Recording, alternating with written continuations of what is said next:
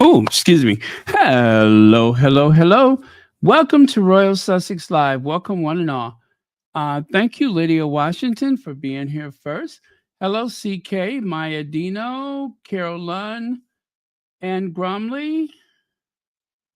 Let's see, who else is here?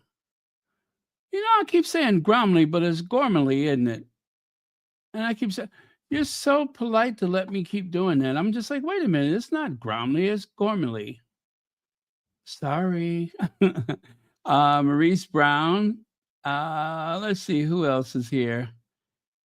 Emerald Derrick and Helen Marmon. Hello to you too.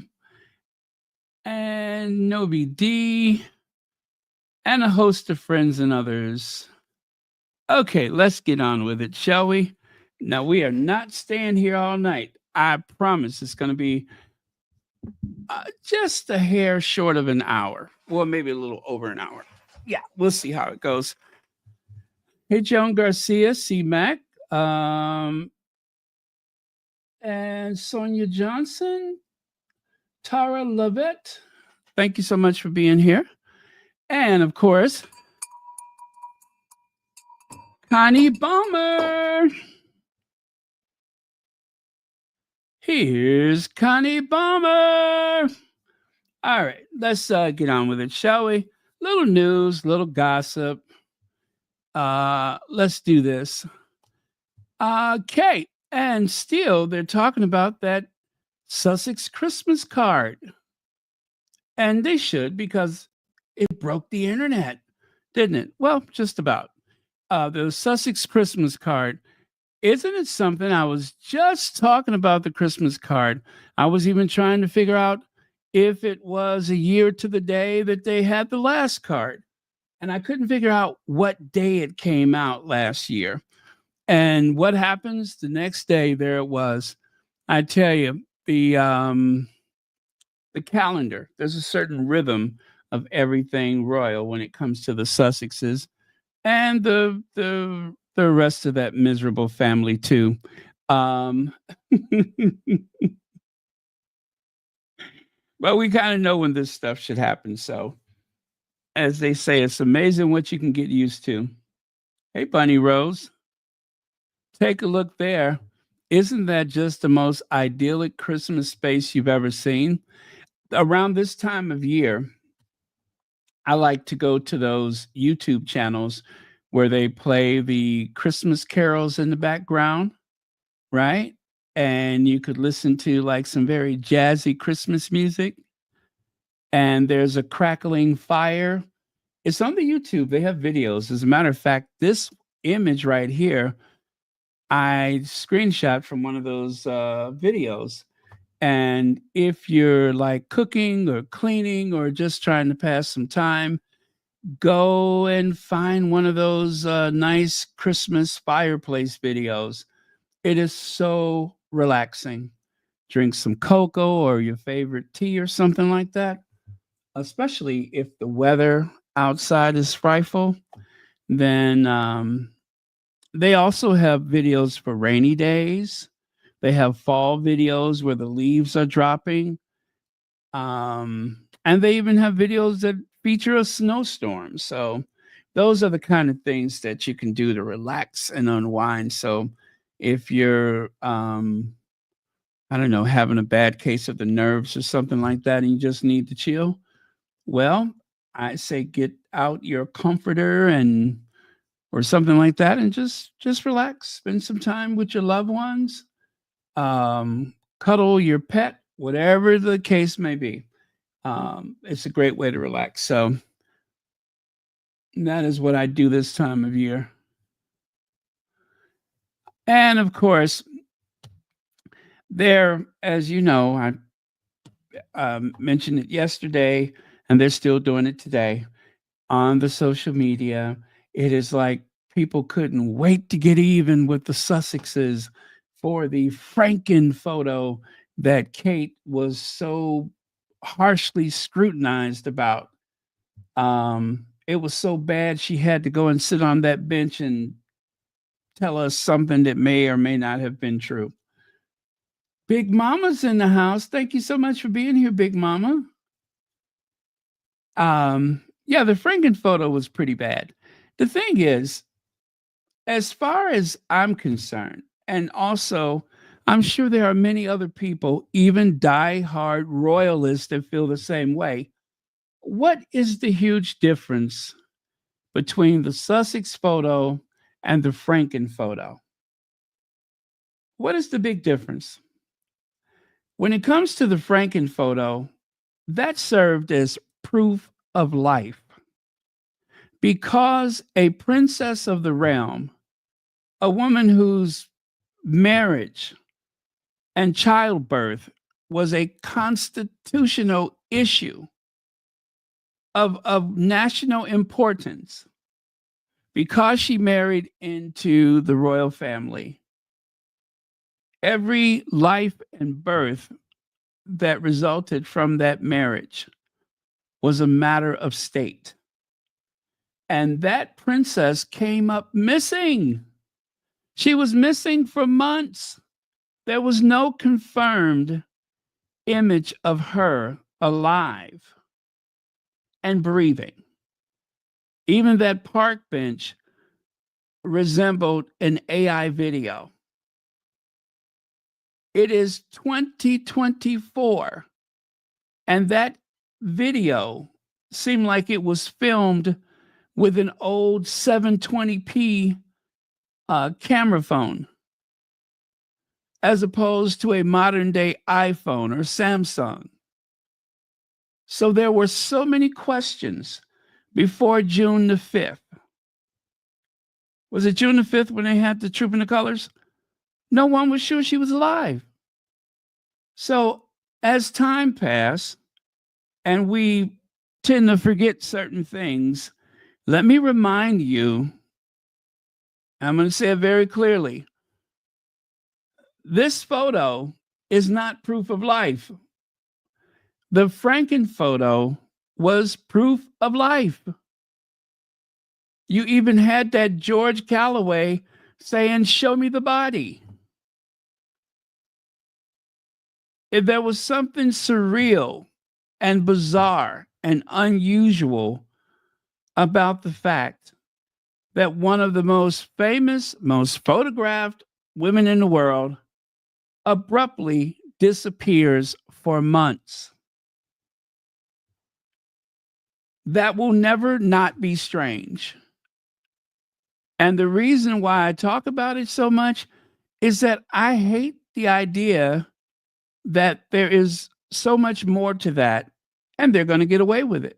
They are very likely to get away with it.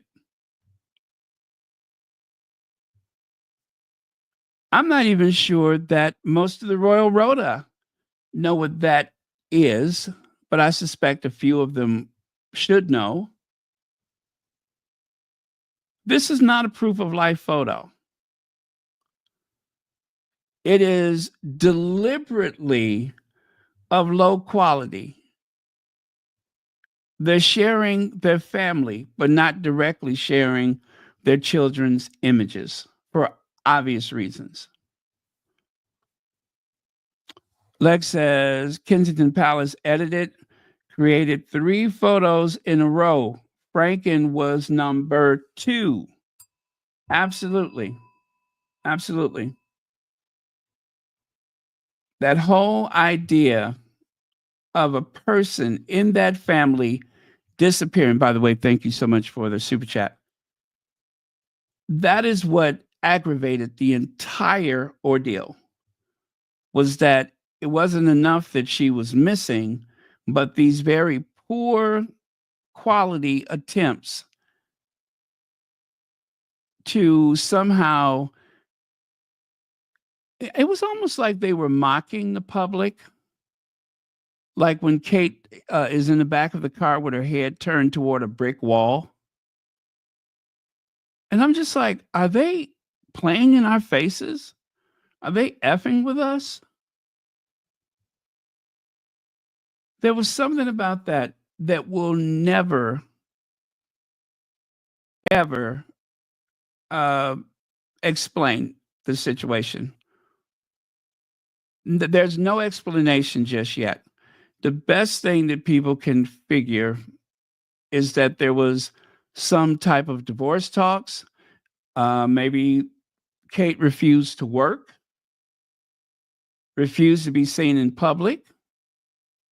I suspect that both husband and wife need to go to some type of a program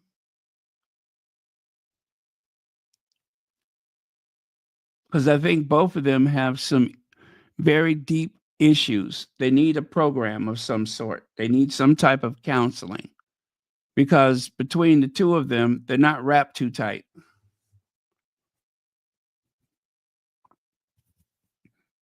And there's no explanation why the children were missing for 6 months. 6 months. No children. I think there was George on a couple of occasions. They could have taken those kids to church on Easter just to demonstrate to the public that there was some continuity within the household. That was too much. The last time we saw the children, it was Christmas. Then they looked absolutely traumatized. And I promise you, if you go back and look at the photos from last year and compare them to the photos from this year, you just about crap your pants. It's almost like two different families.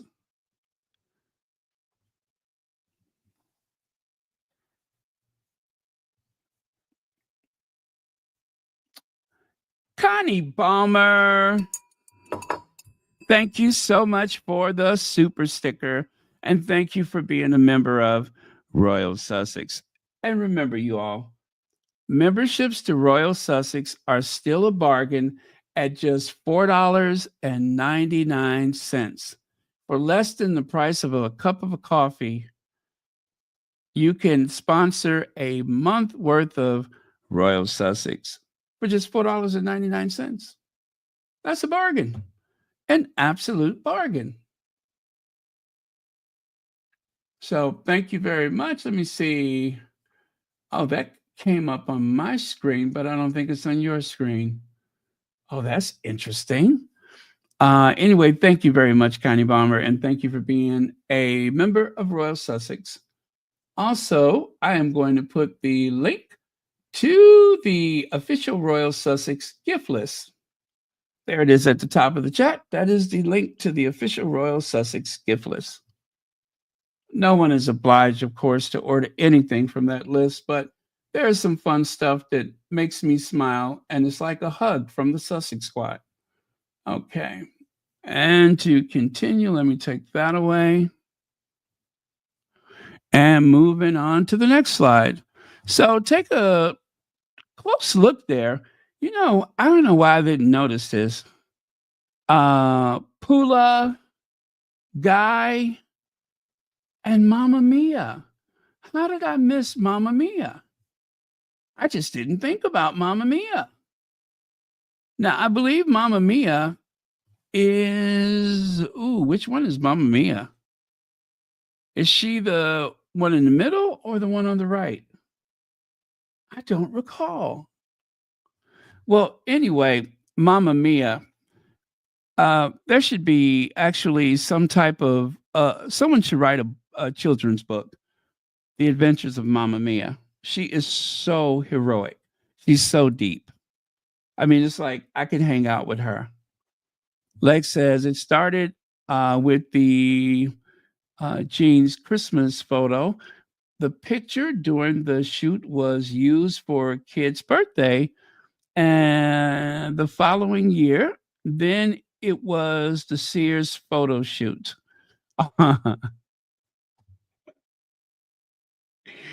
Oh yeah, the one that looked like a really bad Sears portrait studio, that black and white one, which also had some very bizarre, unnecessary editing.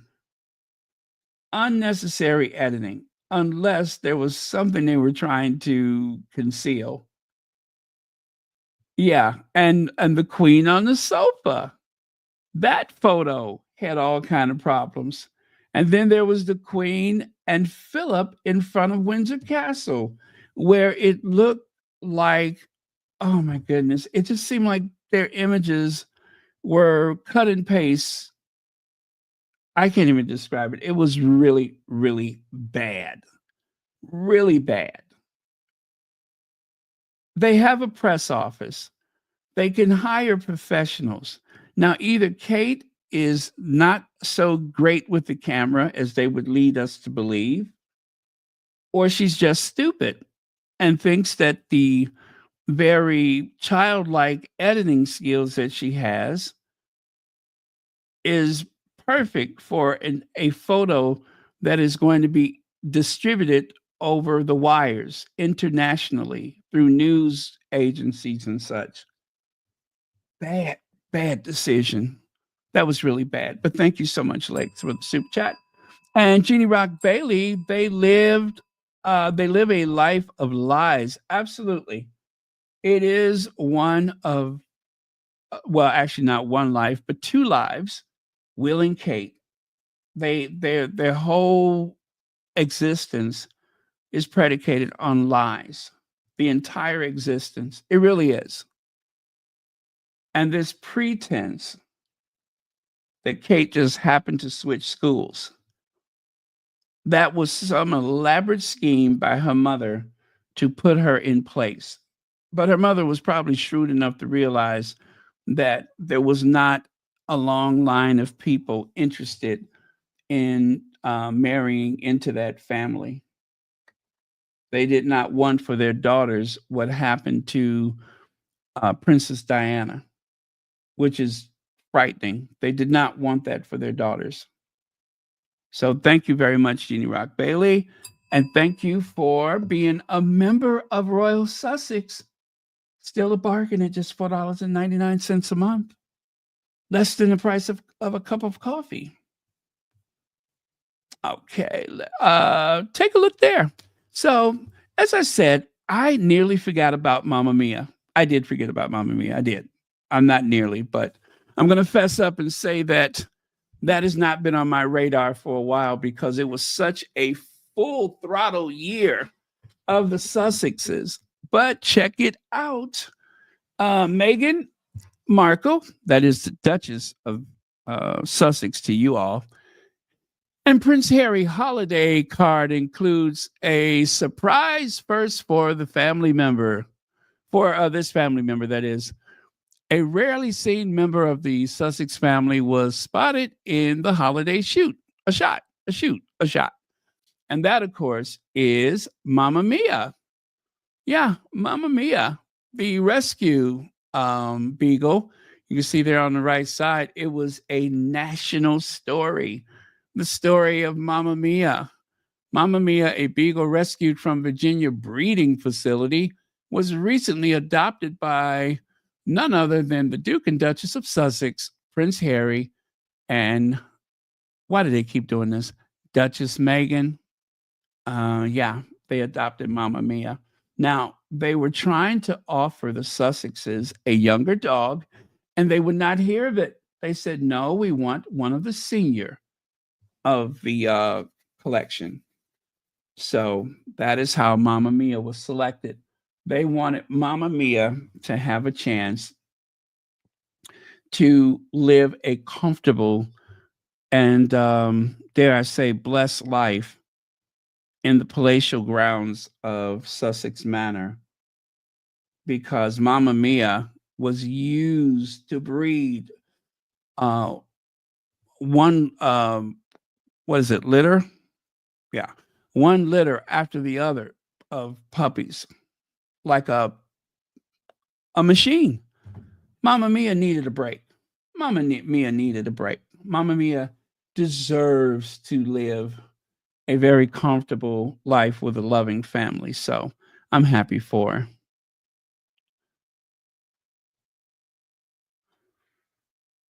Uh, yeah, yes, they did. They photoshopped Louis into that one. They sure did. They photoshopped Louis into that one. Hey, Mary H. Oh, look at those eyes. I don't know what it is about those beagles, but it seemed like they have such expressive faces. They really do. They always seems, and they're a very intelligent breed. They always seems to read your thoughts. They do. The very sweet dogs.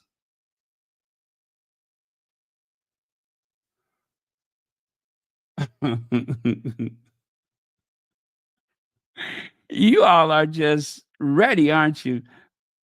Yes, you all are just ready. I don't care. You all say what you will. Enjoy yourselves because I am getting a kick out of the gossip of 2024. I have been getting such a kick out of this gossip.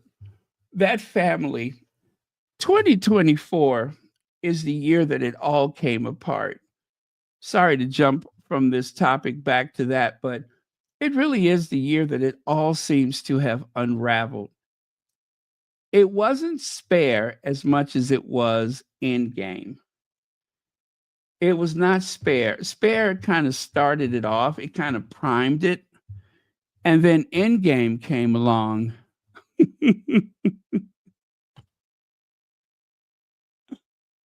Oh, Endgame, Endgame, Endgame. Thank you, Omid Scobie. Thank you. And that's even considering that Omid did not even say everything he could have said. Harry did not say everything that he should have said. But between the two, you see, Omid owed them because I believe with Finding Freedom, they deliberately pushed Omid's first book in a direction that made him look like a fool. Okay? He tried to do it their way. Okay, well, let's continue. Take a look there. Take a look there. How sweet. The Duke and Duchess of Sussex have opened their hearts to a 7-year-old beagle. We worked tirelessly to free these beagles from a hellhole breeding facility. After a long, lonely life of stress and neglect, she found a safe home with Harry and Meghan. Harry and Meghan, Prince Harry, well, anyway, they adopt an Invigo Beagle. Is that right? Invigo Beagle. Now she's living the life with the Duke and Duchess. Use Mamma Mia to breed puppies to sell to labs. Ugh. For experimentation. Peter helped free her along with 4,000 others. 4,000. 4,000. Isn't that just awful? That's like a small town. 4,000 beagles. Oh my goodness, that's heartbreaking. Thank God they were able to get those dogs out of there. And such an intelligent breed. Oh well. Another employee of the Beagle Rescue, Melina Shirley, brought the couple and their new dog into the back house where Mamma Mia overturned and rifled through a toy bin until she pulled out a stuffed fox. The fox was one that Shirley bought for her right after she was rescued from the Virginia facility. Okay. Harry and Meghan said, I knew it, Keith said. Now she has her toy. We can take her home. Isn't that sweet? Isn't that so sweet? God meant for that dog to be rescued by the Sussexes. They were asking all the right questions, Keith said, of the royal couple when they came to pick up Mamma Mia and asking, is there any special is there anything special she likes? They were so humble, so sweet, so nice, she said. Really? Really? Harry and Meghan was nice? I can't believe it. You mean to tell me Meghan didn't push one of the employees and take her elbow and go, uh, and she, and when she saw Mamma Mia, she just took her elbow and she went, uh, And she was so rude to them. And well, after all, she's a Hollywood actress, and she usually gets what she wants. That's what I'm surprised that there wasn't some place in the story where Meghan viciously and unexpectedly elbowed one of the employees to, grab the dog that she wanted. And of course, leading Angela Levin with some more talking points. And she took her elbow and she went, uh, uh, uh.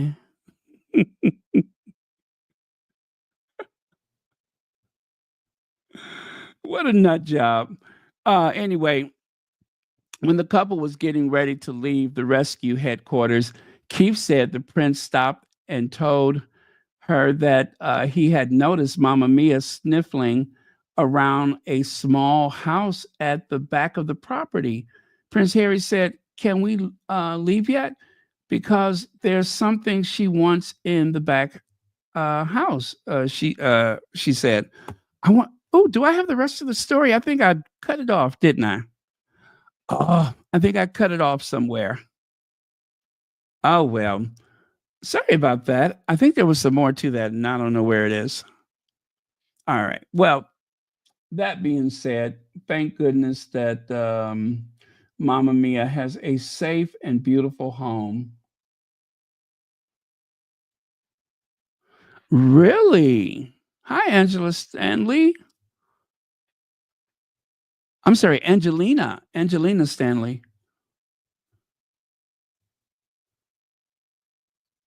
Oh, how sweet. They were able to adopt one. They probably would have put it down because, yeah, that's probably why the Sussexes wanted one of the older ones to give her a chance. Hi, Terry H.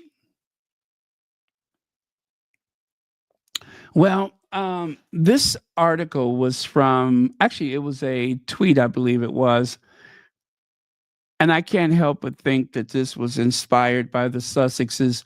2 weeks ago, the kennel of a Pennsylvania animal shelter were nearly filled. Now, for the first time in 47 years, they are completely empty. Now, I think this was from 2023, was it?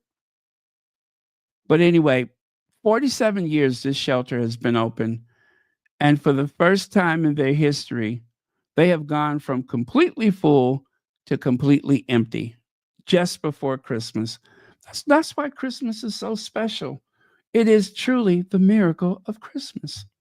The same thing happens at hospitals. I noticed that.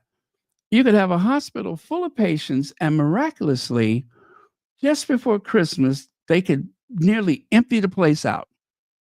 Everybody suddenly is healed. I've never understood that, but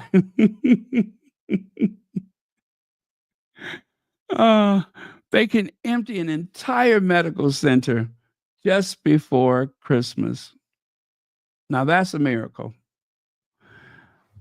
And of course, that awful, awful Jan Moore. Now, I just spoke about this the other day. I did not think that I would bring it up again so soon, but if you recall, it was that nasty, awful thing that monster on the right side said, "Oh dear, it's charming that the Duchess believes herself to be a no introduction needed one name ultra celebrity in the same league as Oprah, Adele, Beyonce, and Kermit." This girl still watch Kermit the Frog. But the truth is that for many Americans, she stubbornly remains anonymous rather than mononymous. Still, how lovely to open up her home to another. I hate to do this, but this is what she said, to another dumb mutt with barking issues. Just imagine poor Mamma Mia whimpering around Montecito Mansion, paws over her silky ears as Meghan recounts one of her one more of her bloody times that she wrote to Procter and Gamble about is sexist washing up advert.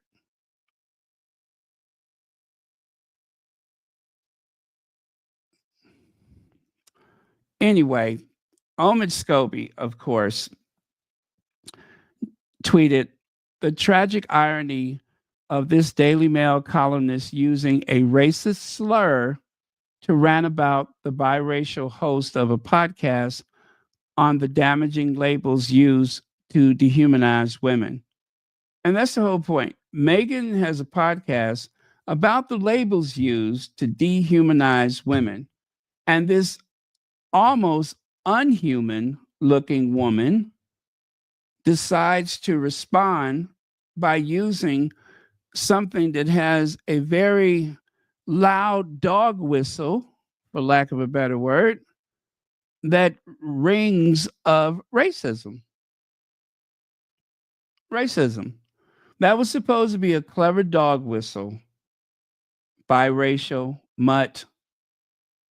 That was a dog whistle. And that was her, with her height of cleverness, trying to say it without saying it.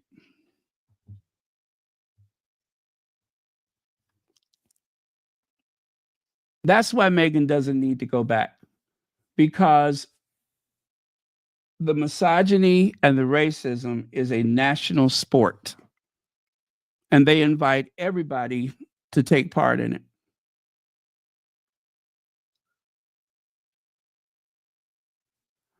Is it any wonder that the happiness index for the United Kingdom is one of the lowest in all of Europe? The happiness index is one of the lowest in all of Europe. It's not because of the inflation, it's not because of the NHS, although those are aggravating factors. I think it's because of the daily dose of sarcasm and vitriol that people have been trained to be as sarcastic and vicious as possible on a daily basis.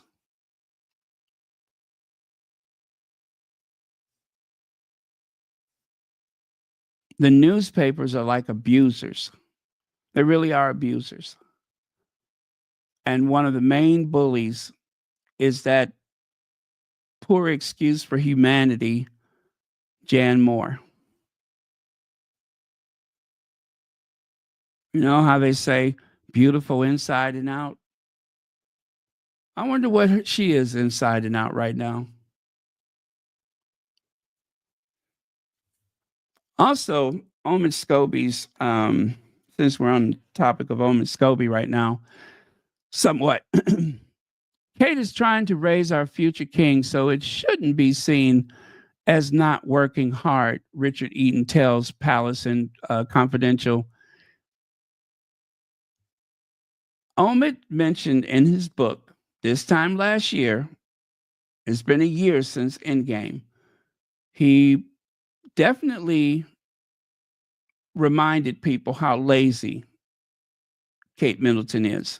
Lazy, lazy, lazy, lazy. Not interested in the work in any way whatsoever. If Kate can work on 5 occasions a year, she'll take it.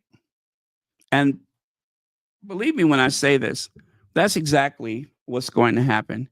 Kate is not going to come back to full time ever again. Ever. That is not her intention. Both she and William have decided that the old way of doing things is not the future of the monarchy. It's not the future of the monarchy. I think the part that they haven't figured out yet is how do you justify the expense to the public? How do you justify it? It almost seems as though they're hedging their bets on the continued criticism and hostility toward the Sussexes as a way to justify them making a handful of appearances a year.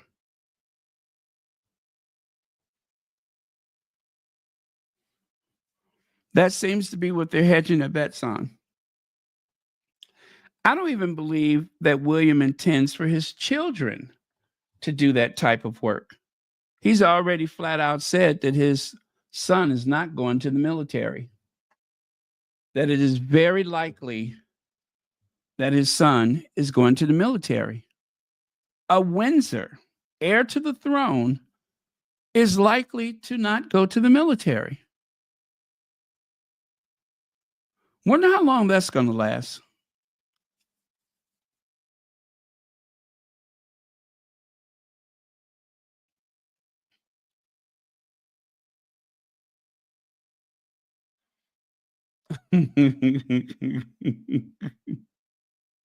Hi, Paula, girl. Thank you for being here.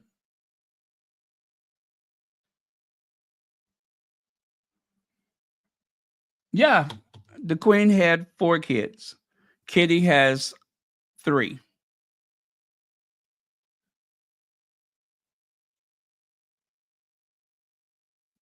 Oh, thank you so much. God bless you for that, Maurice. So, like I said, it's been a year since Omid Scobie's Endgame. So Harry and Meghan Markle's popularity soars to highest level yet in bombshell poll. Now, I don't necessarily believe those polls are accurate, but look at the date. December the 13th, Prince Harry and the Duchess of Sussex, Meghan, are hitting great heights of popularity in the United States just days after the publication of Omid Scobie's Endgame.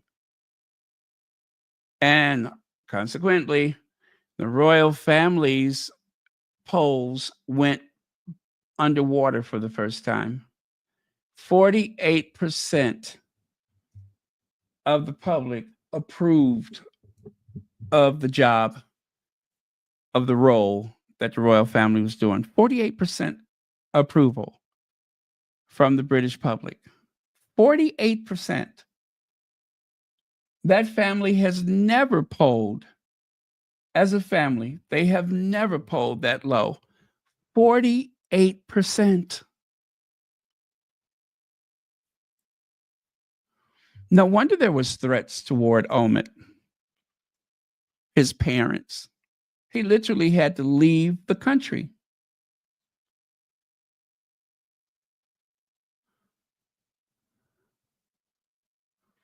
And even right there, I can't see the monarchy surviving Christmas. You have the Christmas turkeys having a chat about it.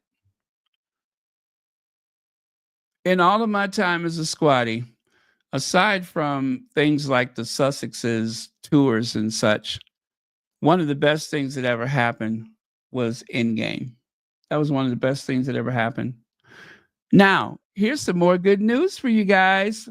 Are you ready for it?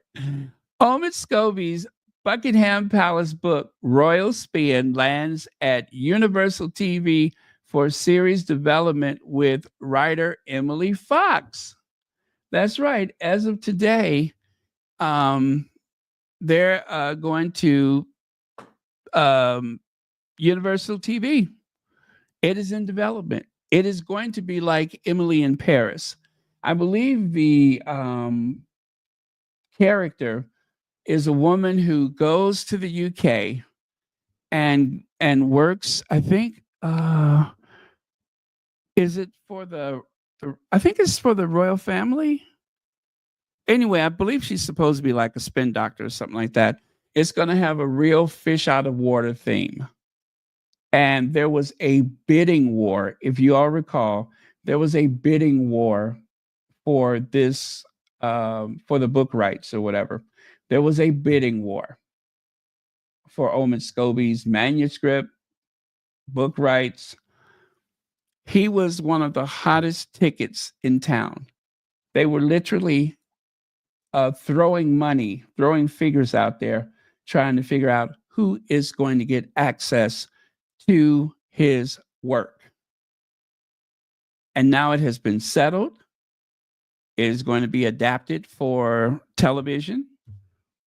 And even though it's not going to directly mention the Sussexes, there are going to be some unavoidable parallels for people to ponder over. So, a little soap opera, a little Emily in Paris, and lots of fun. So, I cannot wait. I just can't. I cannot wait. So, congratulations to Omid Scobie. And I hope he makes lots of money. And I hope he caused lots of embarrassment for that family.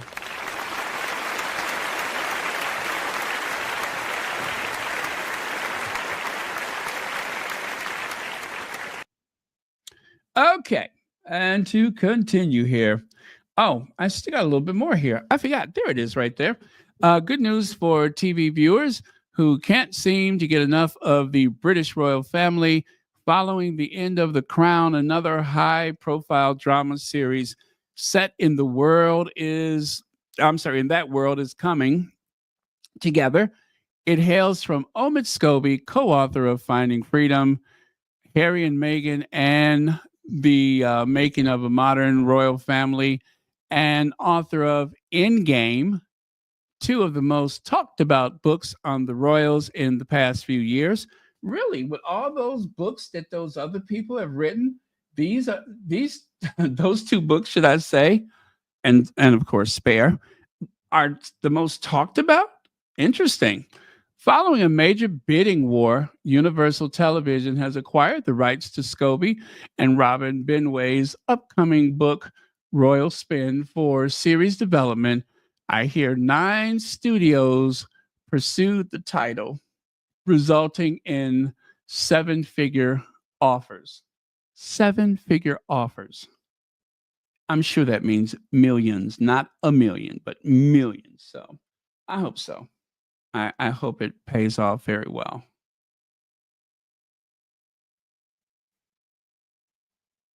Now, there is this, which popped up today. You can take a look there. There is something that looks like the Wheel of Fortune. It looks like the Wheel of Fortune. Yeah, there it is. This is global. This is a global warning sign. It is to remind people the signs of global warming. See there? The global goals reflecting on the highlights and progress made toward global goals in 2024. It's been an eventful year full of both challenges and inspiring moments of hope.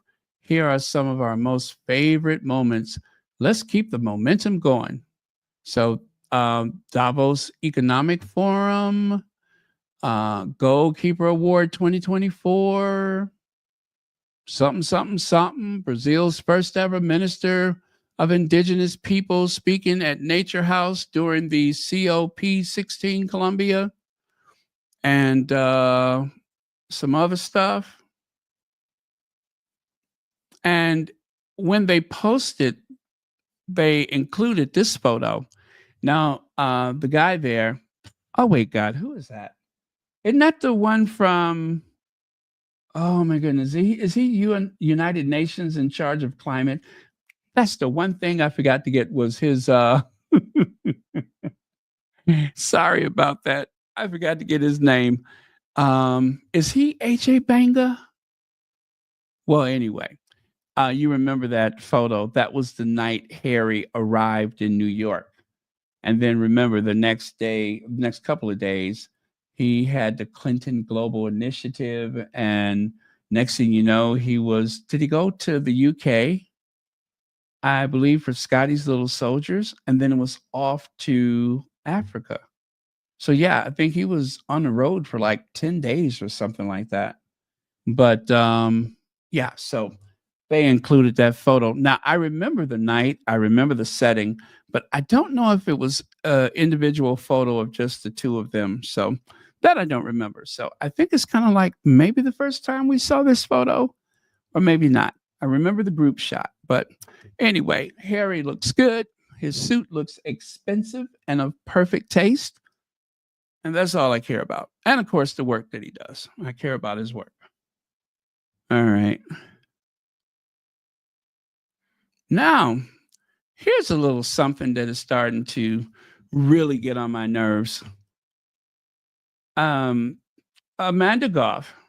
There's a reason why women are so transfixed by Lauren Sanchez.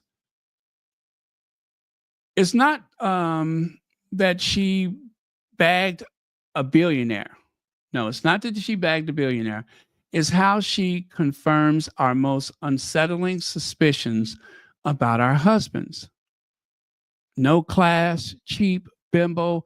These are the nasty insults I've read hurled toward Lauren Sanchez, the 54-year-old fiance of Amazon billionaire Jeff Bezos. Now, man, I didn't know anything about Lauren Sanchez until the Legends of Aviation. I didn't know anything about her.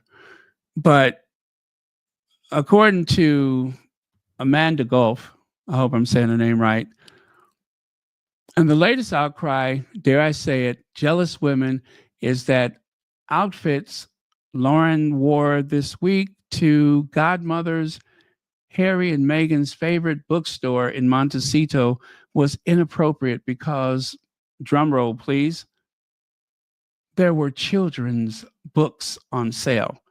There were children's books on sale. Oh, please, how dare she show off her fabulous rack in a bookshop of all places. Now, of course, this is really a big problem because there's a lot of MAGA people, a lot of royalists that suddenly hate Lauren Sanchez because of the Legends of Aviation Award, because of all those photos that were taken at the time. I would, what could I say? Under other circumstances, had she not, I don't know. Well, I guess I'm trying to say maybe not every 54-year-old should rock outfits like that.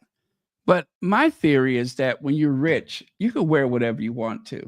When you're rich, you can just wear anything. It ain't really meant for poor people to go to the office or perhaps a PTA meeting or parents teachers conference or a bake sale, church. Of course, you're not going to wear something like that. But if you're Lauren Sanchez and your fiance is a billionaire, I mean, I got to cut her some slack. Anyway, Amanda Goff, it's interesting that she's writing for the Daily Mail because back in 2014, you can see right here, it's an exclusive, it's a disgrace. And I'm worried about my family, former husband of journalist turned working girl. Amanda Goff breaks his silence after she said her career choice would not affect their kids. Now, I don't buy that. I think it will affect the children because, kids get bullied and all that kind of stuff. So I guess what I'm trying to say is if anybody understands Lauren Sanchez, I would imagine she would. Not that Lauren Sanchez is into the same stuff she is, but in terms of being liberated and showing off one's assets at an older time in life or later time in life than a lot of other people would, unless you're like J-Lo or something, then of course she would. So she's actually being very sympathetic to Lauren Sanchez, whereas usually Lauren Sanchez has been dragged repeatedly in the Daily Mail. You take a look here, tacky, tasteless, and a vanity that is out of this world. Maureen Callahan, the one I referred to as the albino assassin. Maureen Callahan skewers Vogue's new pinup Lauren Sanchez and Jeff Bezos as pair of intergalactic egos that just can't read the room. In other words, I think the albino assassin is jealous. That's what that reads to me. If I had to read her room, I would say that the albino assassin is jealous.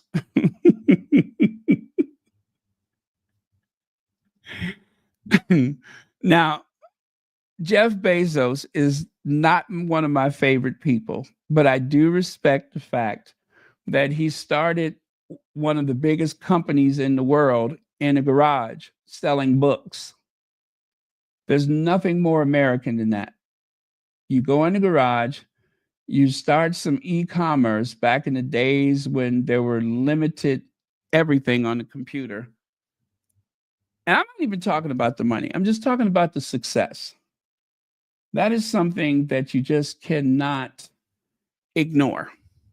And so the fact that he could have any woman that he wants, and he wants Lauren Sanchez. And for that matter, she could have any man that she wants. She wants Jeff Bezos, not his money, Jeff Bezos.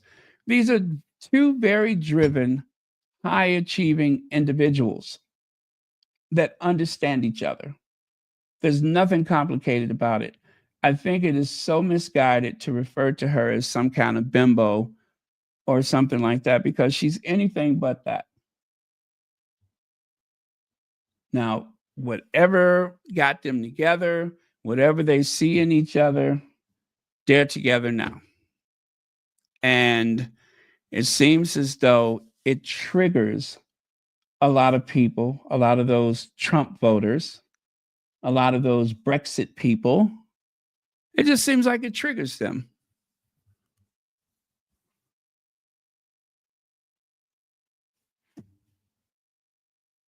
And the only reason why I know anything about her was because of these photos, because of the fact she just keeps popping up in places where Harry and Meghan are, or situations related to them. So as far as I'm concerned, chances are they would have wrote something about her in the Daily Mail and the Sun and all that kind of stuff, but she became more of a target because of that.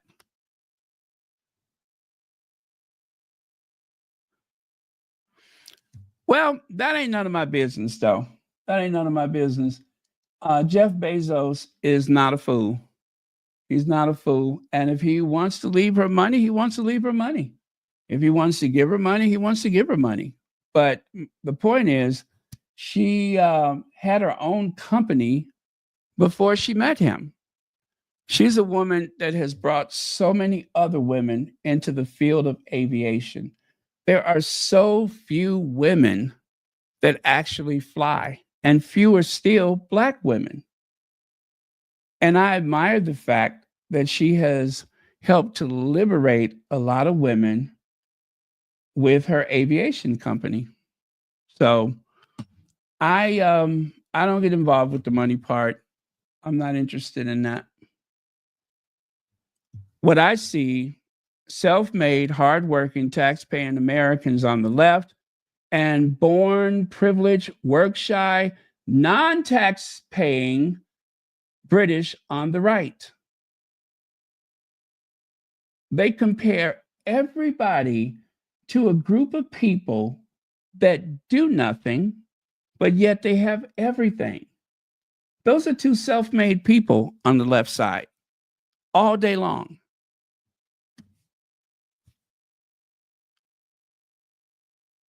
Now you compare them to the home wrecker and someone who took the security away from his own child. I bet you Jeff Bezos did not take security away from his children. I bet you he didn't take security away from his children. So when you think of it in those terms, why do they keep going after her? Why do they keep going after him, for that matter? The tabloids don't go after other tabloid owners, but the owner of the Washington Post, they go after him just about every day. They don't give him a break. They don't give her a break.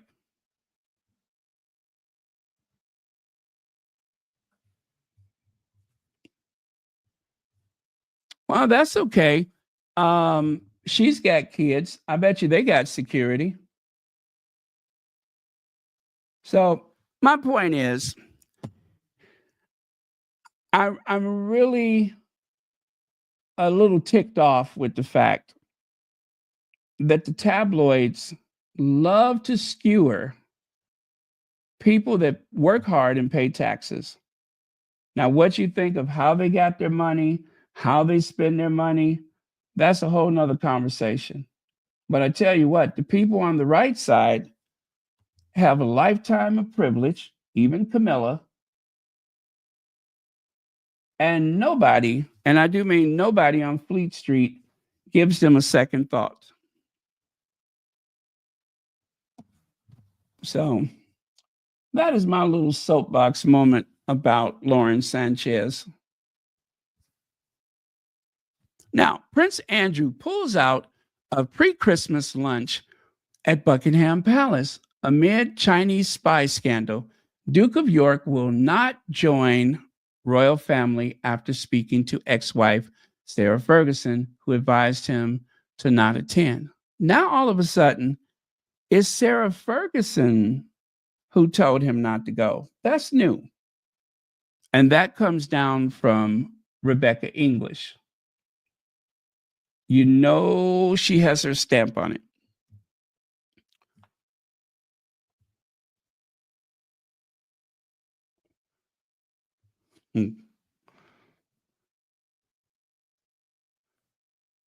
Mm. Either way, I'm just making the point. Whether he's got 2 kids, no kids, or stepchildren, there's not a lot of people that would take security away from his own child. If anything, the role of a man is to protect his family. And I could not imagine that Jeff Bezos would leave his children, even his nieces and nephew, if it was applicable. I don't think that he would leave them open and exposed to God knows what. But that's the point I'm making. To constantly elevate and uplift that family against all others, as if Charles and Camilla, Will and Kate are so superior and so moral. I'm sick of it. Do you hear me? Sick. I'm just sick of it. So anyway, it seems as though they're putting it on the ex-wife. Now it seems to be her decision, her words that got him to back down. I think that there's something a bit suspect about that. And of course, I do believe that the guy on the left, that is the so-called spy. They're identifying the so-called spy. I don't know what his name is. I don't really care. But leave it to Cold War Steve, the artist, who created that image on the right side that pretty much depicts life in the royal family as far as the 2 brothers are concerned. They both have a lot of dirty laundry. Zandy Sussex says, let me see, I can barely see that. Let me see. Okay. Is that it? Yeah. Zandy Sussex says, the Murdoch minions are getting antsy about the missing Wales Christmas card. My guess is it will be released as soon as Kate finish patching a fake photo together. So that means that Kate, right now, as we speak, Kate is likely laboring over a computer trying to cut and paste an image together that they could use for Christmas. I hope she's doing that. I really hope she's doing that. I need some new material. And let me see, Daniela Elzer, she says, new Princess Kate Christmas mystery deepens. Kate, the Princess of Wales, has suddenly veered off course and has something very strange in the lead up to the holidays this year. Now, that came out today. I wonder what that means. She suddenly veered off course. In what way?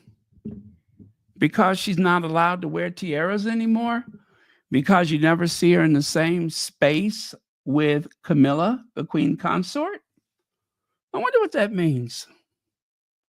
I wonder who's going to show up for Christmas.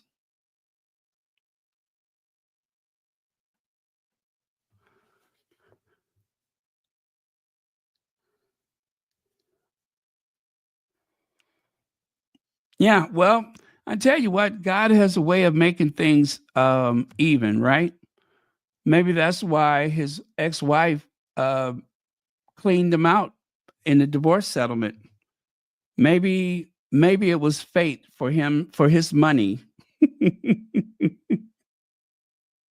Maybe it was fate for his money to eventually make it to poor people or to worthy institutions. I don't know. But again, you guys, I'm not here to say Jeff Bezos is a great person. I'm just saying the comparison between one family and the other, the things that they're saying about Jeff Bezos and Lauren Sanchez, they really need to look at the royal family and expose the masses to some of their shortcomings. That is what bothers me, is that they keep looking for people across the pond. They keep looking for people in other royal households to drag. And Will and Kate, Charles and Camilla, their story needs to be told. That's what I'm saying. Their story needs to be told. I don't know any of those people. I'm not invested emotionally with them, and I really don't care. But there are some of them that are taxpayers and some that are not. And between the both of them, I don't know how much money Charles gives that is actually his money, or is it dead people's money from some of his cottages and properties? I don't know. I don't even know how much money Charles has. But during a time when there's so many people hungry, he can't even say food bank. He won't even use the word food bank. And he only steps in to donate right after Harry and Meghan does something. Anytime Harry and Meghan does something, all of a sudden, Charles becomes very generous, but they won't tell you the amount. That is forbidden. Even Queen Elizabeth was making some donations just before she died, but they won't tell you the amount. Notice that? All of a sudden, they just cannot stop giving money. More great news, you guys. More great news. Look at that. Look who's unemployed. Suddenly unemployed. Mark Dolan. Some big news is coming, right? And then hours later, I've hosted my last Mark Dolan tonight on GB News. More to follow. And lastly, GB News has made the decision to permanently relieve me of my duties at the channel. I will speak publicly about this in due course.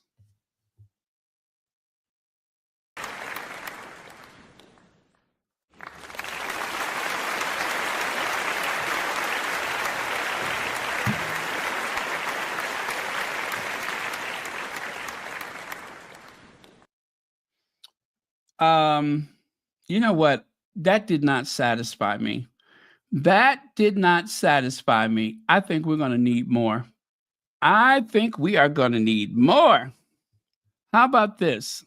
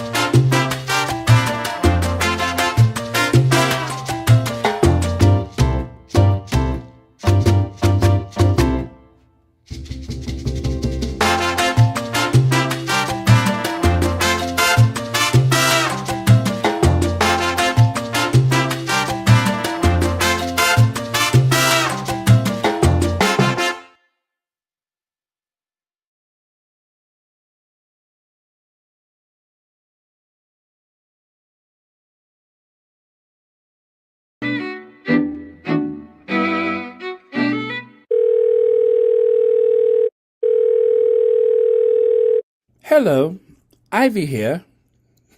Hello, Ivy. Girl, the Duchess of Sussex won. Meet me at the Royal Sussex party. Janelle's gonna be there. All right, Ivy out.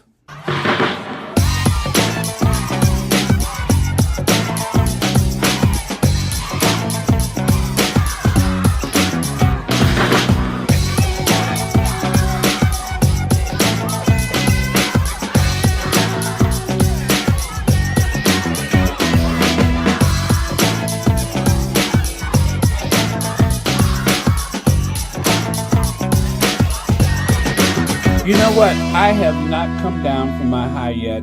As you know, well, if it isn't the consequences of my own actions.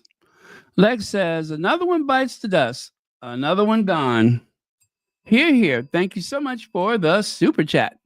GB News Mark Dolan dramatically sacked with no warning as he vows to speak out against the channel. Mark Dolan has been axed by the controversial TV network GB News after joining the station in 2021 and said he planned to speak publicly after the sudden firing. The former Channel 4 star shared the news on X, formerly known as Twitter, in two cryptic posts.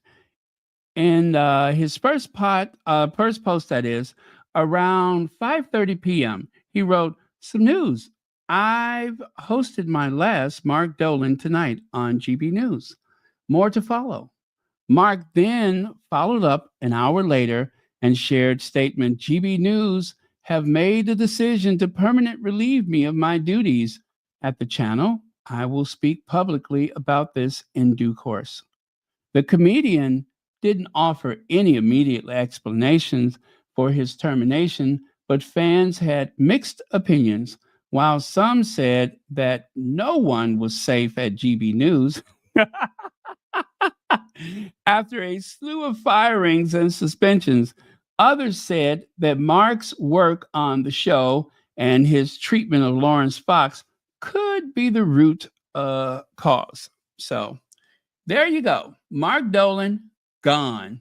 Could not happen to a nicer person. Could not happen to a nicer person. Oh, yes, please, you all hit the like button. This is how we keep the lights on around here. Over 1,000 chats with 319 likes. Please show your support by liking and subscribing. Hello. Yeah. Otherwise, I am going to have to, you know what I'm going to have to do? I'll show you.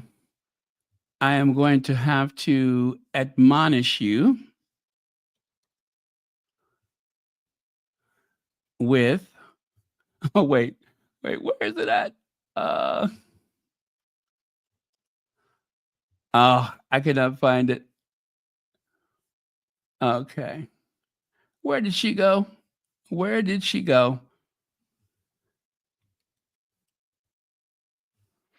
Oh, never mind. It's been built up too much. It has been built up too much. Oh, you know what? I put the wrong thing in. That's it. Yes, I'm going to have to admonish you with my stare.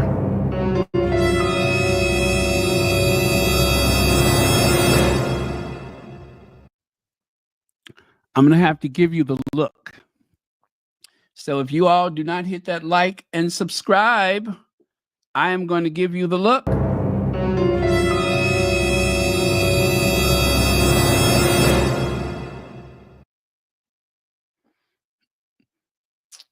Okay.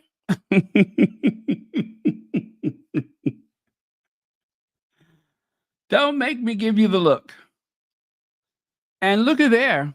When asked for a comment, this was his reaction.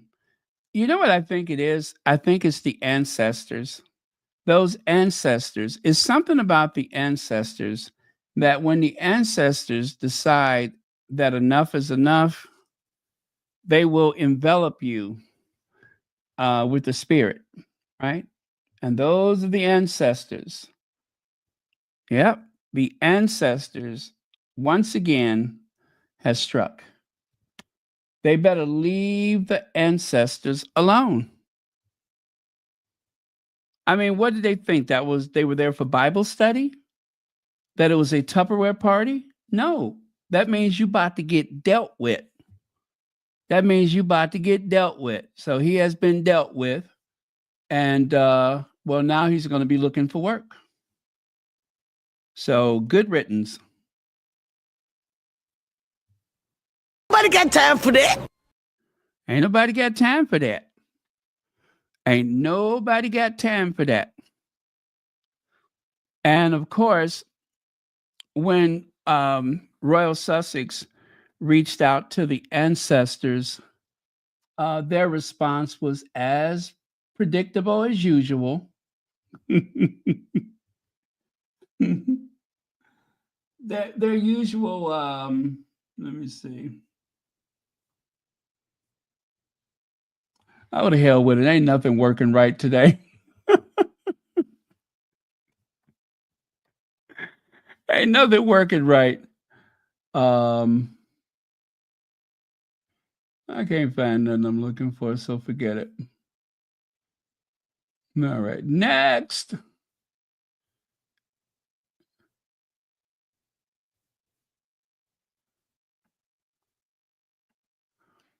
Oh, so there you go.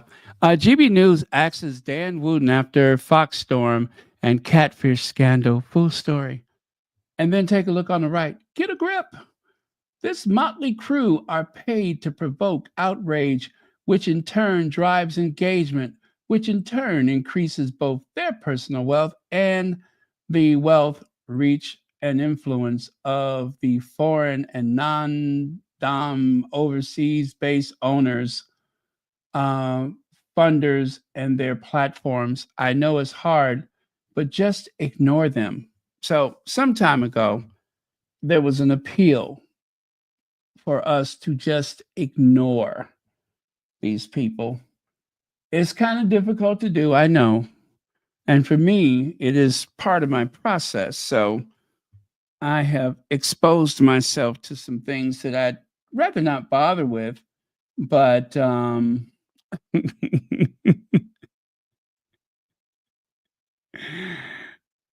what could I say? We could also justify it in that there is a necessity to push back. But yeah, I don't even get Talk TV in my feed anymore. So I haven't seen Talk TV in so long. I rarely ever see it. A lot of the stuff that I see is because of the content creators on Twitter. There's a handful of people that will share certain things. That way, I'm not giving them the engagement. So if you want to avoid giving them the engagement, I would recommend that for the most part, if there's something in GB News, try to allow people like myself and others to filter these things down That way, you're not giving them engagement and making them profitable. You're able to see certain things without uh, kicking in advertisers and stuff for them.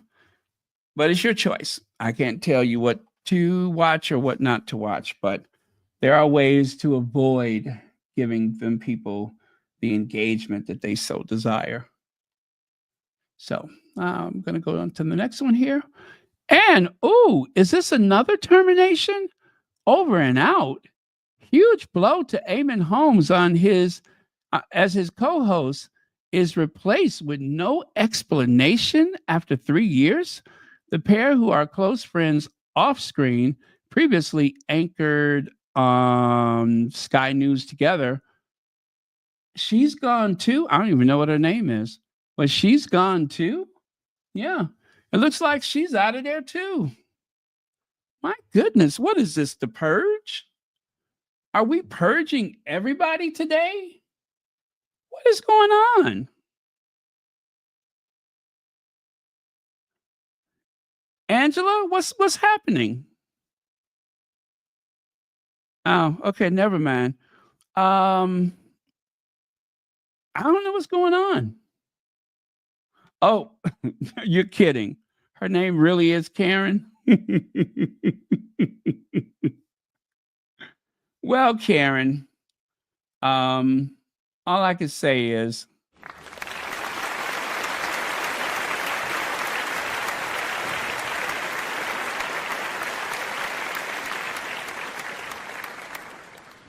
well, another Karen. Okay, that'll be enough. Another Karen has lost her position. Good riddance. Wow, it is like the purge. One after the other, they're just leaving. One after the other. Hey, Miss S. Meanwhile, the Sussexes are going to have a very Merry Christmas. Happy holidays to all derangers and crown critters. I think one of the squatties took an image of Cold War Steve and turned it into a Christmas card. Now, I've probably had this since last year. I'm pretty sure I did, but that is cute and clever. I love it. Happy holidays to all derangers and crown critters. Crown critters. I kind of like that. Speaking of critters, Sarah Vine, my ex-husband's PDA with a woman half my age, and why we should all strive to be more like Fergie this Christmas. I'm so tired of these broads trying to work out their personal issues on the pages of the Daily Mail. Every time you turn around, they are trying to work out their issues. And if they can, they'll even try to throw Harry and Meghan into it. Mostly Meghan, of course. Does anybody care that Sarah Vine had a marriage where she had to look the other way and pretend? What is it that we could possibly learn from her? What can we learn from her? How to avoid having people confuse you for Harvey Firestein. Huh? You don't want people to think that you're Harvey Firestein. Love for sale. Appetizing love for sale. Love that's fresh and still unspoiled. Love that's only slightly soiled. Love for sale.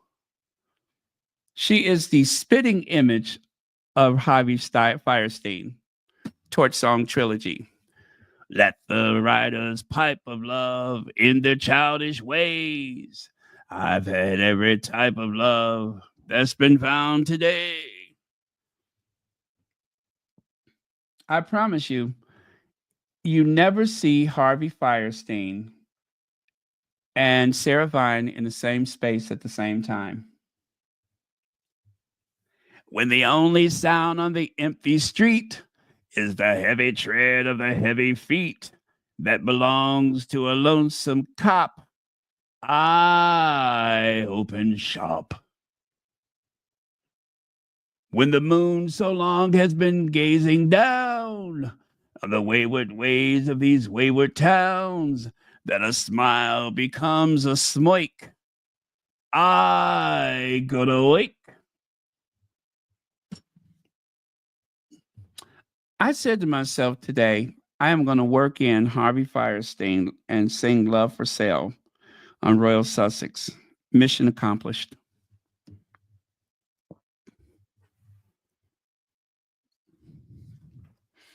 She's working out her issues with us.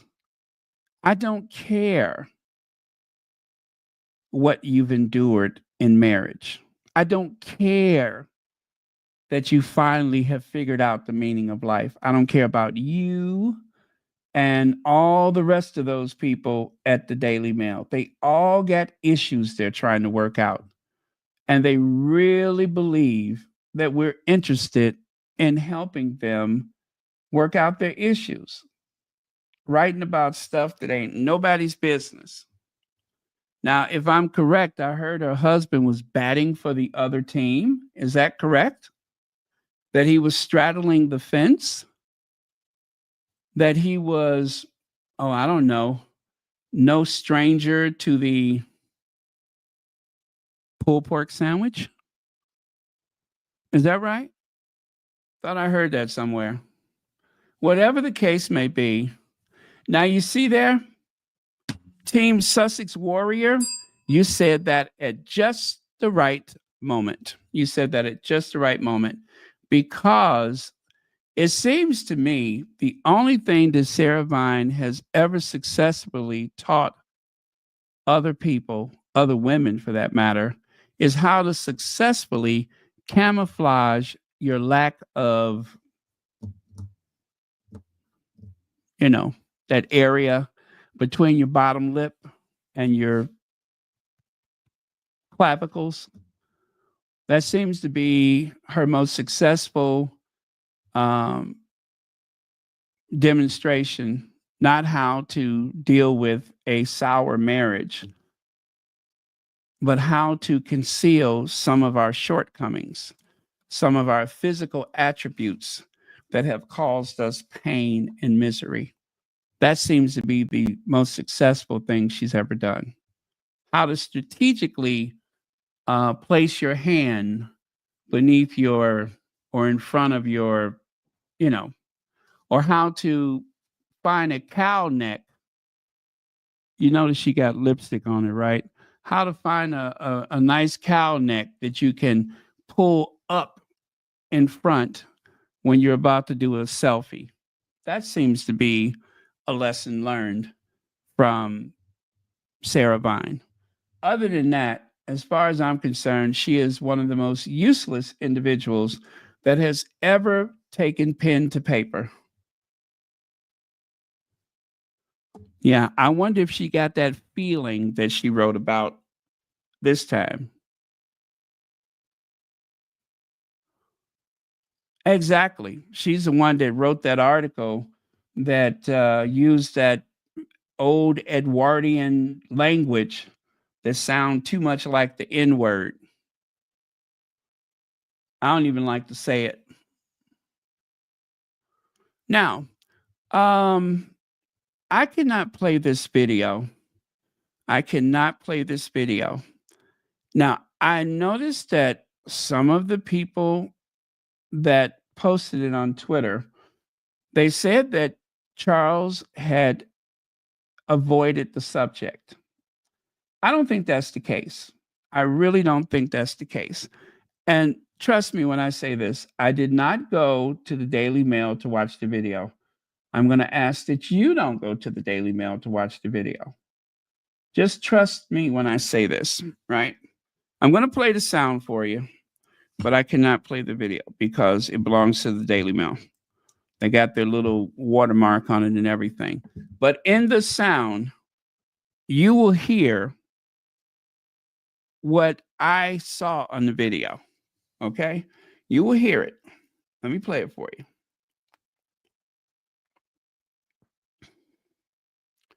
It seems like Charles avoided the subject, but I don't think that's the case. I think Charles said something. I don't know what it was, but the video was edited. It was shortened. They took part of it out.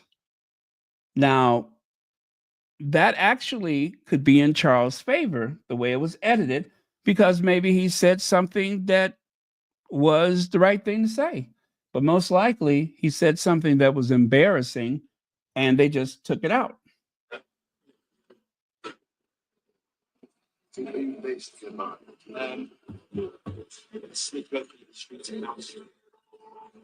Okay, that's probably impossible to hear.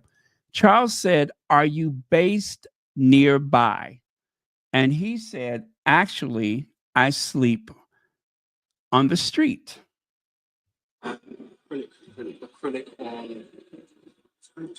And then it cuts to a close-up. You see that bottom right image?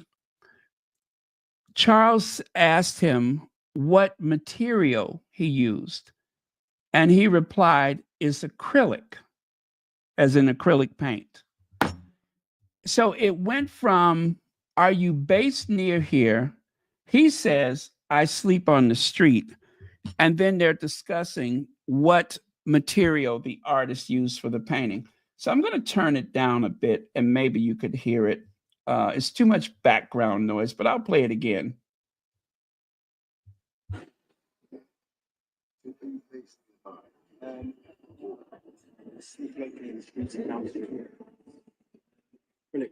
Acrylic on.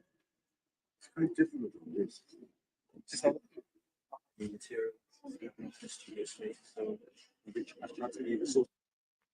So it seemed to me that if I can find another image somewhere, then I'll be able to use that one, but I can't use the one that the Daily Mail used.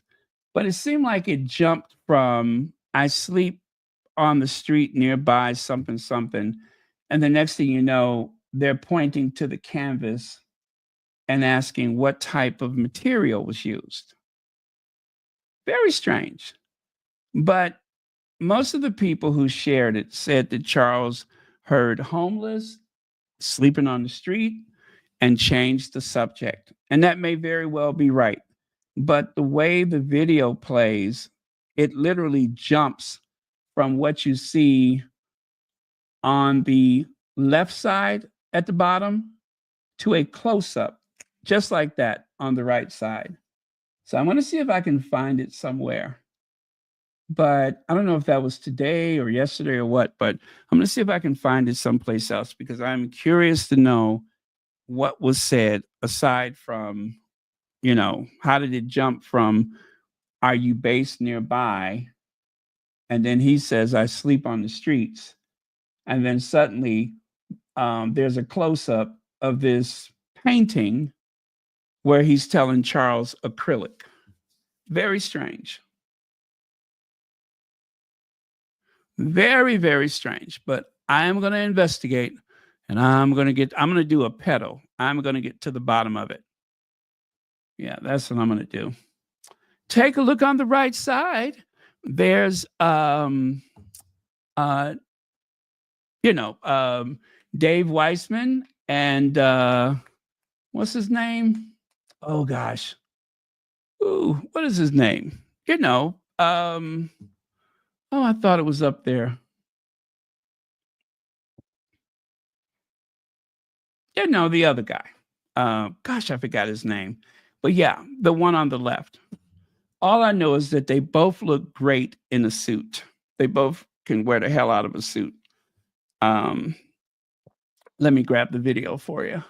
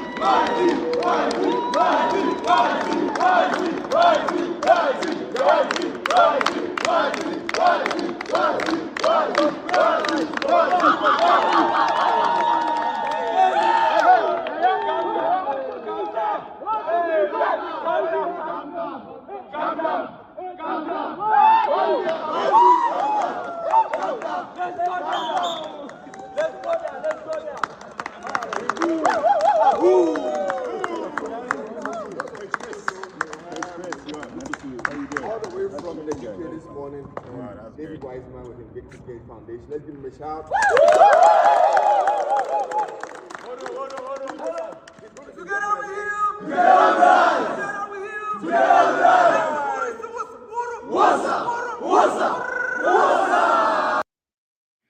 How fun is that?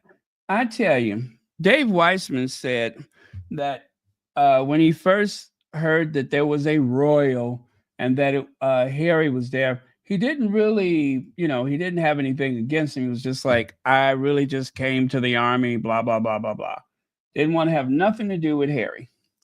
And now, all these years later, and look at the life he leads. Now, that ain't to say that Dave Weissman would not have a full and complete life of service and work and all that kind of stuff. But I tell you, being such an important part of the Invictus Games, I think it just makes a good life that much sweeter. So very cool.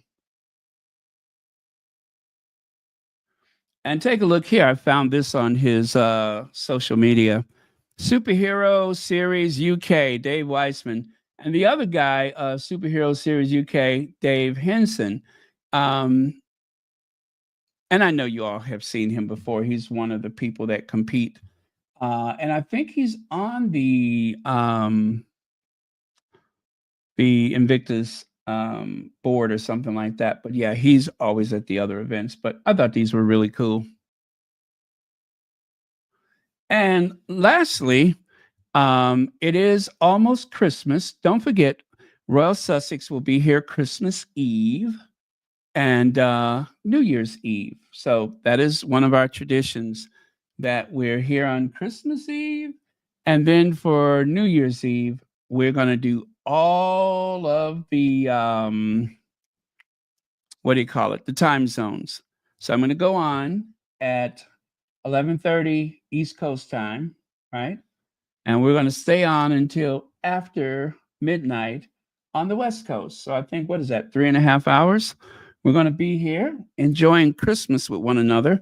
So if you don't have any plans with your family, just know around midnight Christmas Eve, and well, it'll be earlier than midnight Christmas Eve, but around midnight New Year's Eve, we're going to enjoy all of our memories from 2024. And we will wish each and every one a happy new year. So that is like a little Royal Sussex tradition.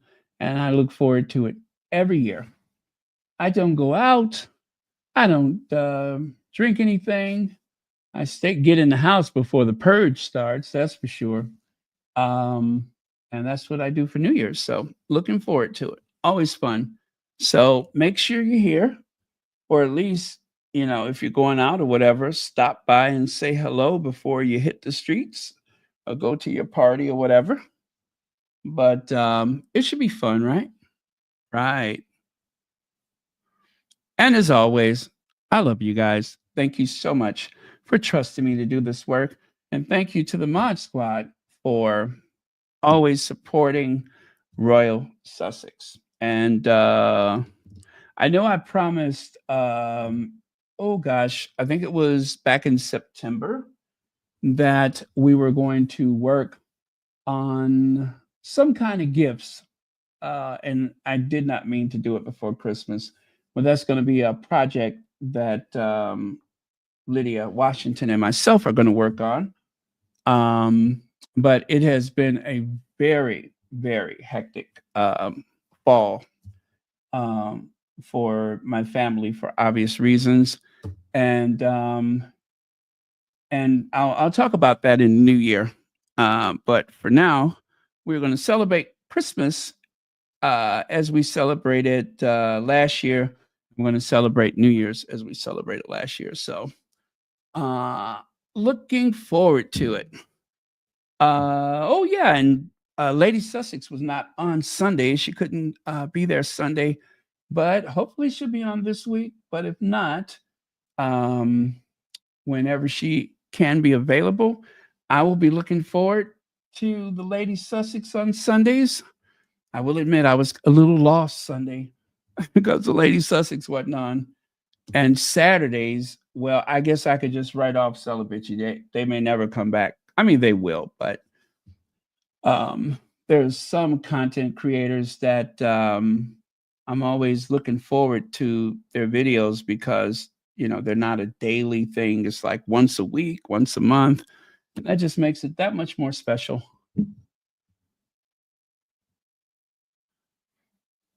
Okay. All right. Well, we're good then. I'm going to bid you all a good night. Love you guys. And thank you, as always, for watching Royal Sussex.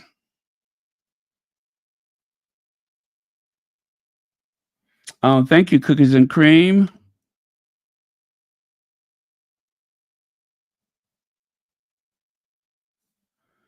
Oh, what is that? Katie from Celibacy said she had something going on this month, and Kaiser is covering. Okay. Okay. They have such a wicked sense of humor. I love them. They were the ones that first said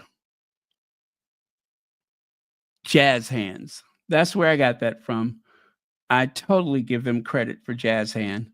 The other thing that they said that I have kind of clung to all these, I guess, years, if not months or whatever, is mouth askew. They were the ones who coined the phrase mouth askew for the newly minted Princess of Wales.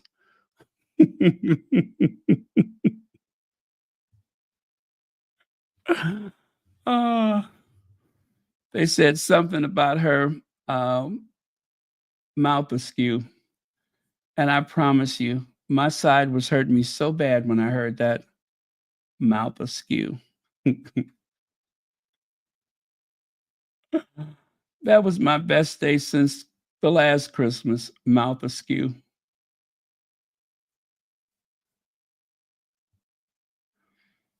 Amen to that. Between Lydia and Church Nelly, they were like two of the first people on this channel.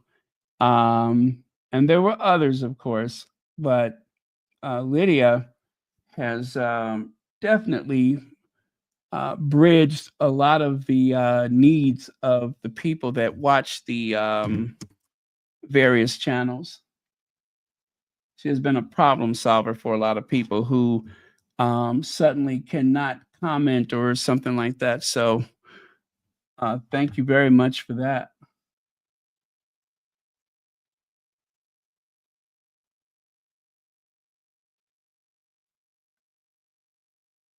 Oh, the Celibacy? Yeah. Yeah, they are hilarious. They are hilarious. One of them had mentioned Mikhail Gorbachev, and they said something about him having that birthmark on his head. They said it looked like a stain in a Tupperware bowl that you just can't get out. Oh my God. I screamed when they said that. Do you hear me? I screamed. That was the funniest thing. They compared that birthmark as a stain in a Tupperware bowl that is hard to remove. I don't know where they get it from. They're more comedian to me than anything else. Yeah, they're more comedian to me than anything else. Or comedians, but so funny. I love them. Okay, and I love you all. Thank you so much. And I will see you all tomorrow. Hope you have a very productive day. Oh, I got to run some errands tomorrow. And if you're going to bed, I hope you have a very good night's sleep. And thank you, Elaine Parker, wherever you are. I think these hours are just way too late for her, but she has actually made her presence known in the comments, so I appreciate that. Dr. Dredd, ciao to you too. Ciao.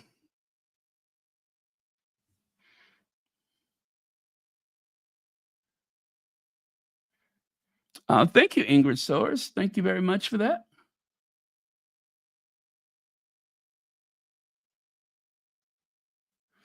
Yes, we're going to have to do some more travel stuff. And I got a ton of photos. I promise you, I got a ton of photos. And I can just narrate the experience as I experienced it myself. And I don't know, maybe I'll try to do a little of that tomorrow toward the end of whatever we're doing. Yeah, 6:23. Well, I was counting on her bladder to remind her that we were on. Um, but lately her bladder has not been on my side, so well, that's okay. I hope she's getting some good sleep. And remember, that is important. Everyone should try to get their best night's sleep. You will be more focused, you'll be able to concentrate better, and you will make less mistakes. I promise you. You will make less mistakes. And one more reminder, we talked about this yesterday. Let's do this again today. Hey, Deborah Anderson, thank you for being here. Be careful. Do not overreact if you get some kind of tweet or email saying that your bank account is being depleted or somebody's using your credit card. Do proceed cautiously. Call the bank or check your balance or whatever and immediately make sure that you have not been compromised. Then you can also tell the bank to temporarily freeze your card. You can freeze it. Some people that use the apps on their phone, you have the ability to freeze that account. But don't panic and start responding to this unknown person who may or may not be from a financial institution. It may be some scammer in a computer cafe somewhere. Whatever you do, don't panic. Nothing is moving that fast that you should panic. So, again, do not fall for it. Do not fall for those notifications that say that we're trying to deliver a package and we need a little more information. No, they need a lot more information. And what they need is likely to cause you problems. So do not panic. If the package isn't delivered today, it will come tomorrow. If you're sending it to someone, go and find those tracking numbers and see where the package is and compare that to the lies that you're being told. This is so important. I don't want anybody in the Sussex squad getting ripped off. So just be careful. Don't panic. The last thing you should do is panic. It's not worth that. Just verify and then take action, okay? And if all else fails, talk to your children or your grandchildren or whoever. And, it's no embarrassment if you have trouble navigating the technology. Do not be embarrassed. Okay? All right. Love you guys. Thank you very much. Happy holidays. And I will talk to you all later.